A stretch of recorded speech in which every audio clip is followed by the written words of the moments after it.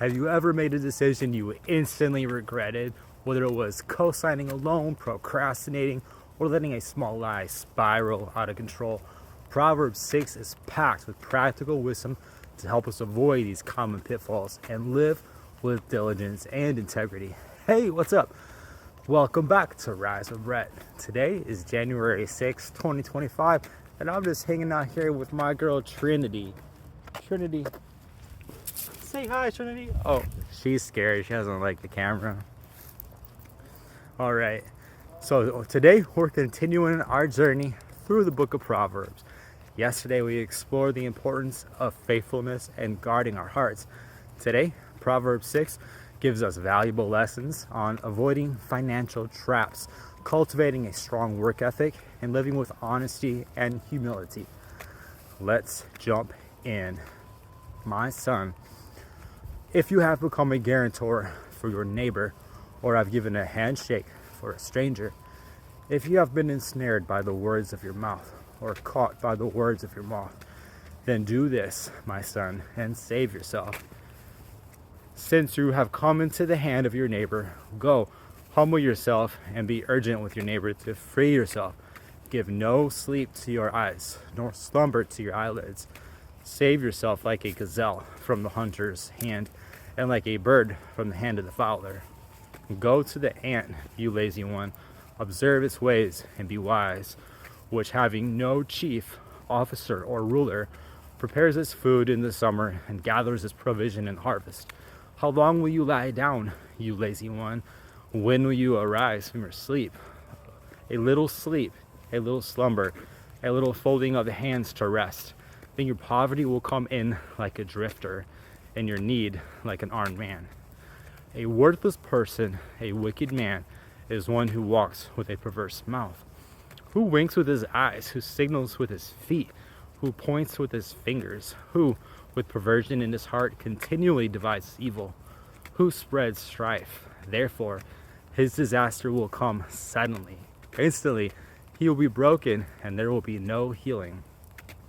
There are 6 things that the Lord hates, yes, 7 that are an abomination to him: haughty eyes, a lying tongue, and hands that shed innocent blood, a heart that devises wicked plans, feet that run rapidly to evil, a false witness who declares lies, and one who spreads strife among brothers. My son, comply with the commandment of your father, and do not ignore the teaching of your mother. Bind them continually on your heart, tie them around your neck. When you walk, they will guide you. When you sleep, they will watch over you. And when you awake, they will talk to you. For the commandment is a lamp, and the teaching is light, and rebukes for discipline are the way of life, to keep you from the evil woman, from the smooth tongue of the foreign woman. Do not desire her beauty in her heart, nor let her capture you with her eyelids. For the price of a prostitute reduces one to a loaf of bread, and an adulteress hunts for a precious life. Can anyone take fire in his lap and his clothes not be burned? Or can a person walk on hot coals and his feet not be burned? So is the one who goes into his neighbor's wife. Whoever touches her will not go unpunished. People do not despise a thief if he steals, to satisfy himself when he is hungry. Yet when he is found, he must repay 7 times as much. He must give up the property of his house. One who commits adultery with a woman is lacking sense. He who would destroy himself commits it.